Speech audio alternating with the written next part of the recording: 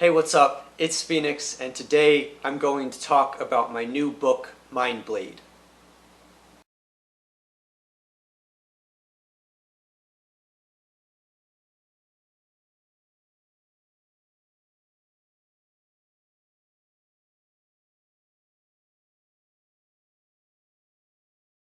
I'm super stoked because I published my book, Mind Blade, which you can see here is the cover of my new book, and here is the back.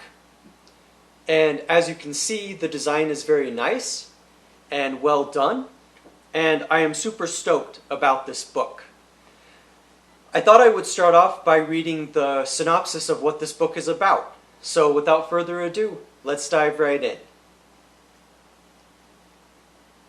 Enter Mindblade. He doesn't care about you. He wants the worst for you, and he will always hate you, predatory and hostile. Yet he is also your only friend, the only person you know, imaginary and illusory, hallucinatory and elusive, yet so very real, cutting through your mind, distorting your intentions, crushing your dreams. Mindblade. He doesn't care about you, and he wants to see you suffer, truly suffer, so he creates your endless suffering, cuts through your head violently with no remorse. With Mindblade, you are only moments away from true death, an inability to escape cruel psychosis. He knows you can't escape, and that is what he takes advantage of every time. How are you supposed to escape someone who is in your head, someone who you can't truly confront because he doesn't actually exist?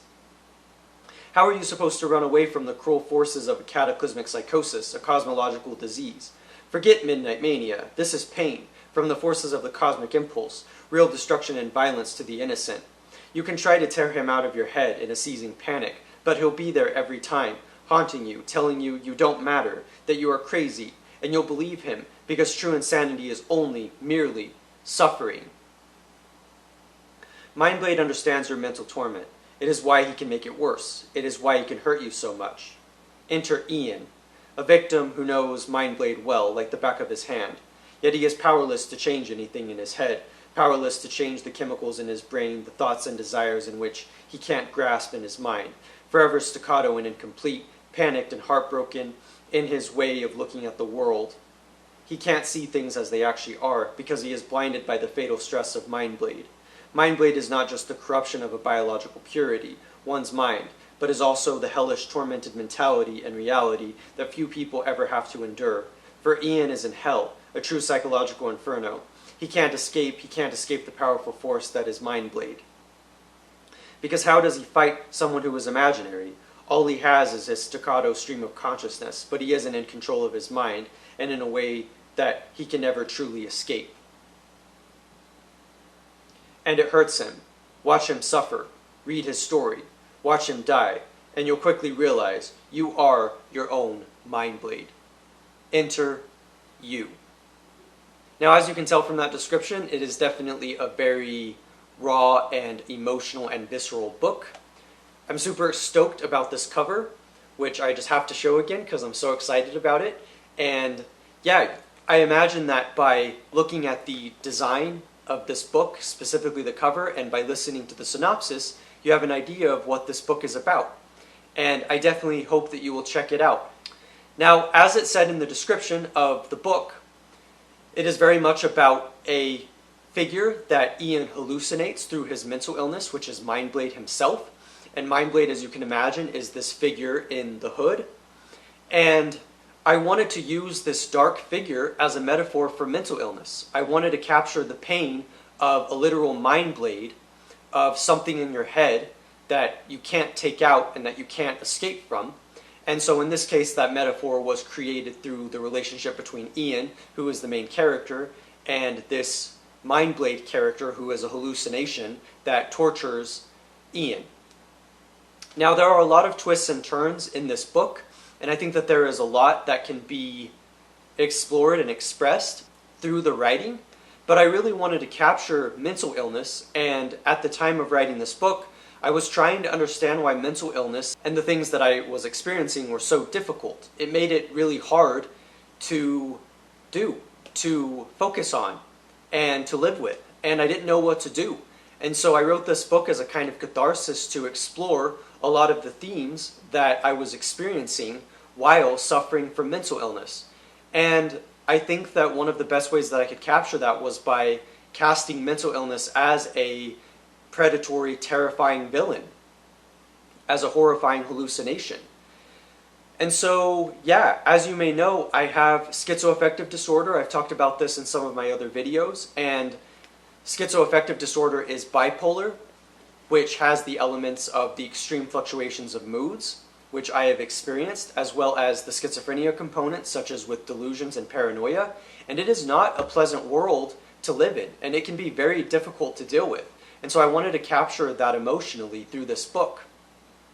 I would say that this book is one of the best books that I've written. It's certainly one that I am most proud of. It definitely deals with a lot of visceral and thematic elements, and so it can definitely be hard to stomach. There is violence in the book, as well as very difficult emotions to plow through and to process. But I think that it is nonetheless a very, very, very exciting book to read. And I think that it captures the plight of those suffering with mental illness very well, or at least what I have experienced in my life. And so I definitely have a lot of hope that this book, even though it is dark, can also provide a ray of light for people that have struggled, that you can realize that you're not alone, and that you have, and that you're doing your best, and that you have people who care, and that you will get through it. Now, definitely the book does end on a dark note, and so it's not so much that it's resolved, but it is more that it captures an emotion of what it feels like in order to experience mental illness and how hard that can be. Now, there are a lot of books that influenced Mindblade. At the time, I was thinking about psychological horror and dark fantasy, which was by various writers, and that would include writers like Stephen King. There was another writer, though, who I looked at whenever I was thinking about the actual writing of the book, which was Michael Sedlinger, who wrote a book called The Laughter of Strangers, which I read, and that book featured a very staccato style. And so I decided that I would use that staccato style, one, because it's concise, and because that concision makes it easier to read in a modern context, you know, with our attention spans and with having less time. But I also wanted it to capture the emotional punch, where each sentence, each paragraph is a punch to the gut, and it's almost a poetic style. And so I definitely wanted to convey that. And so I thought that I would read a little bit of the beginning, so that way you can get an idea of what the writing style is like and see what it is that I was achieving through this staccato style and through these emotional gut wrenches and gut punches. So the first chapter is called Sharp. My head is a blade. I manic again, mimicked. The lies weave beautiful, dazzling tapestries in my mind, weave work of a forgotten world. Welcome to the mind blade, this existence. Existence is loneliness. I am loneliness. Where is my lie? Do I hold it like my life? Do I hold it like existence? I can't get it out. They are like voices, splinters. They tell me things. More than one personality informs me. I focus on the single thought, meaning. I focus on this related thought, purpose. It all collapses in my mind. It collapses because there is no strength to hold it together. It collapses because my mind has collapsed. The voice is a splinter. Get out of my head. Get out now, get away from me. Go, get away.